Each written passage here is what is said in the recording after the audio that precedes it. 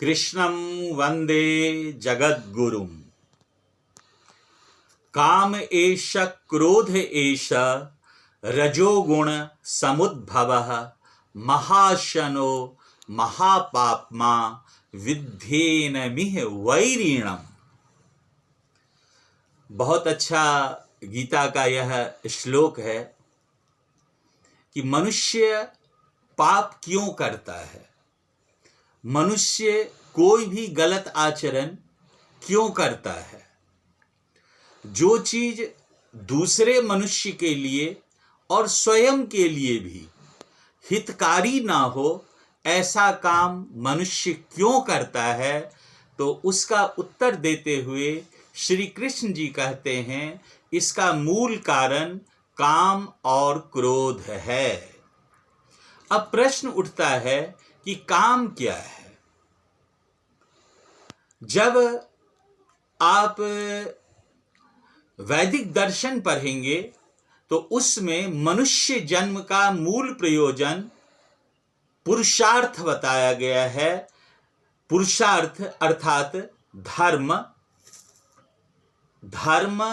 अर्थ, काम और मोक्ष।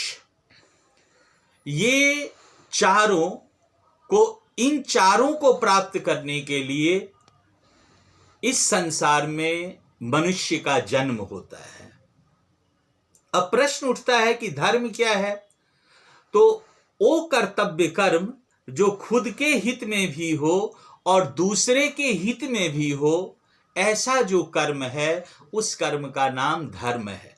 शिक्षक का कर्म हो गया, डॉक्टर के काम का कर्म हो गया, पुलिस का काम हो गया, आर्मी का काम हो गया, न्यायाधीश का काम हो गया, मेहतर का काम हो गया, सफाई कर्मचारी का काम हो गया, काम करने वाली जो घर में आती है काम करने, उनका काम हो गया।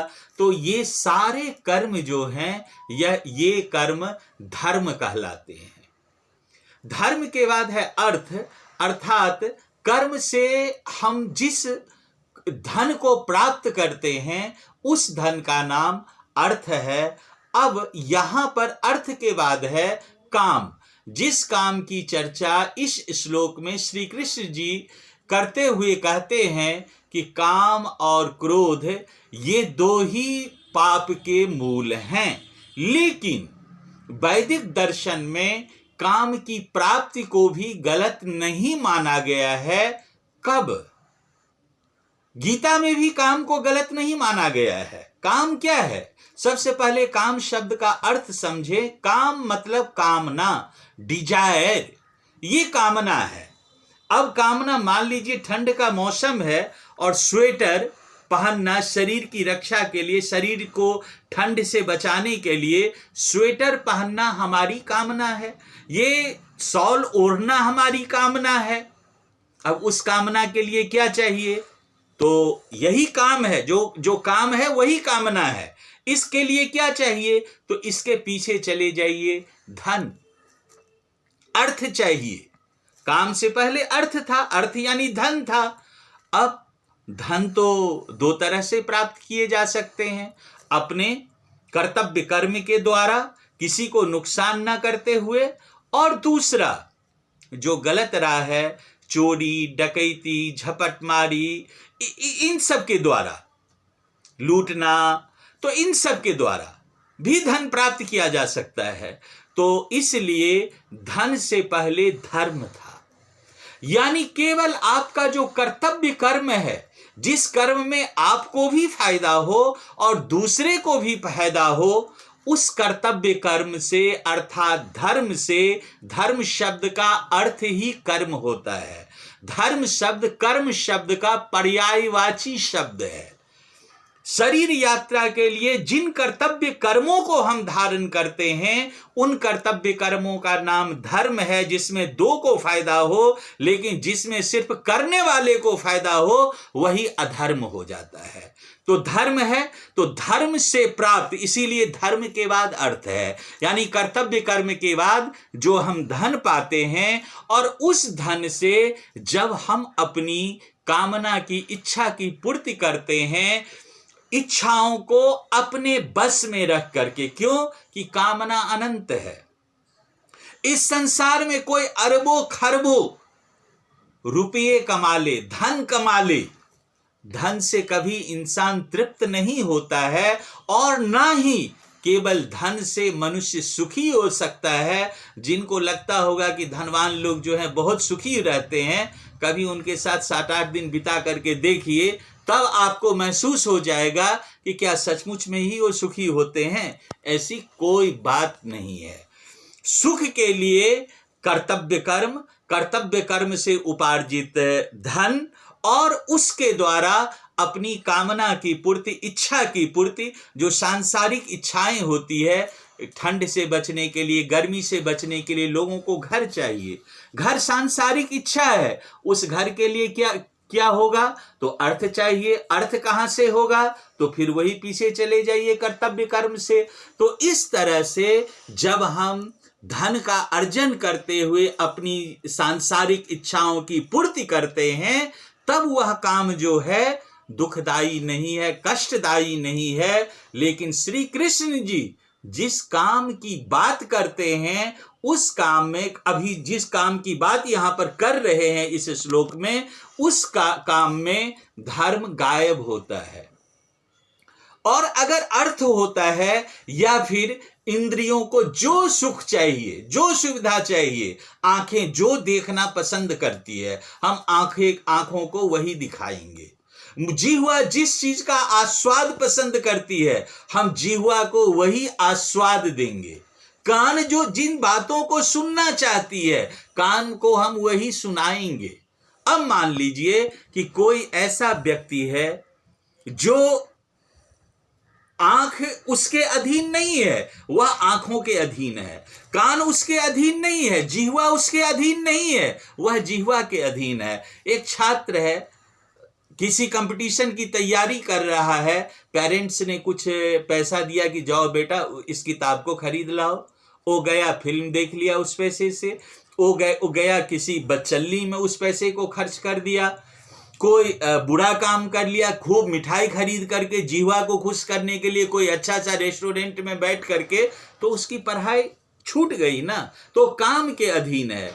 दूसरा, जब हम दूसरे के धन पर अनधिकार रूप से अपनी नजर को गरा लेते हैं, भाई भाई का दुश्मन हो जाता है, भाई भाई की संपत्ति हड़प लेना चाहता है, वह काम के अधीन है।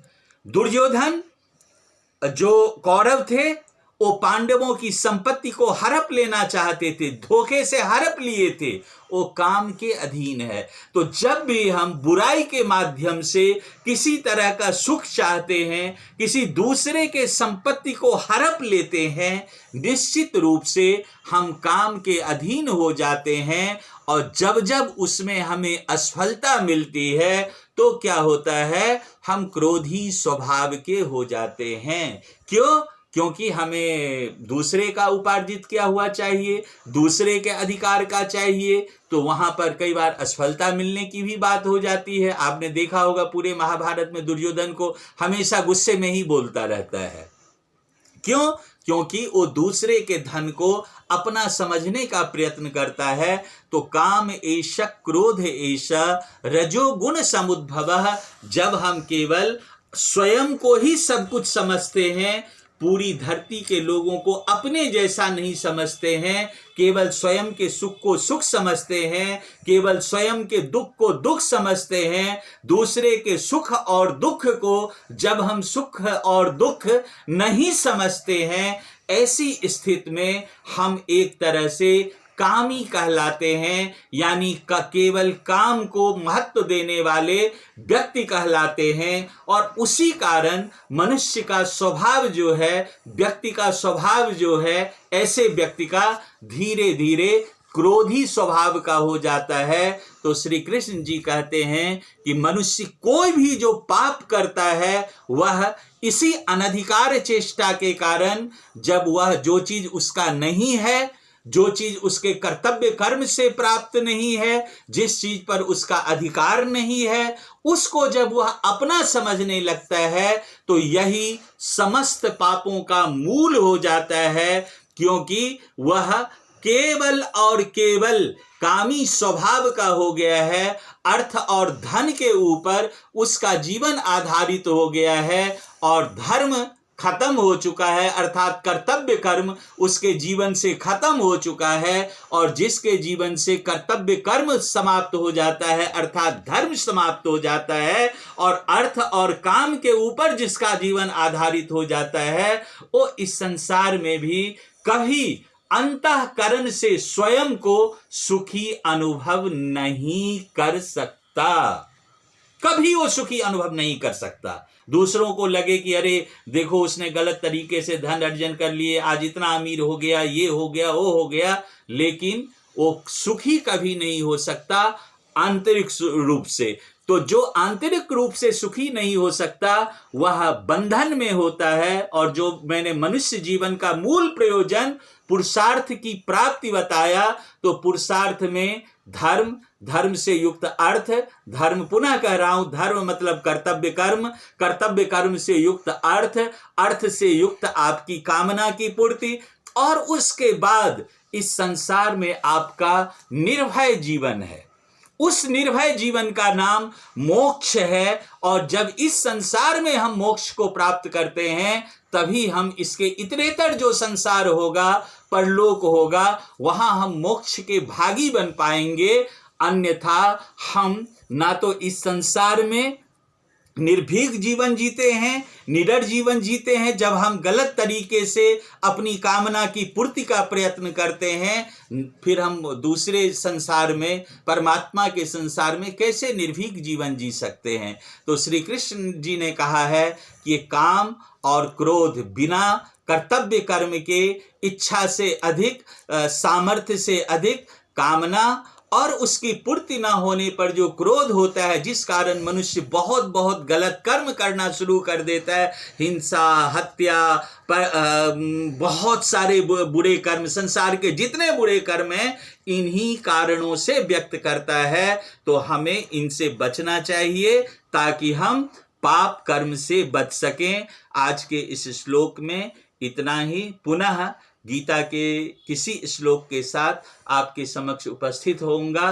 तब तक के लिए सभी को सादर प्रणाम। कृष्णं वंदे जगद्गुरुम।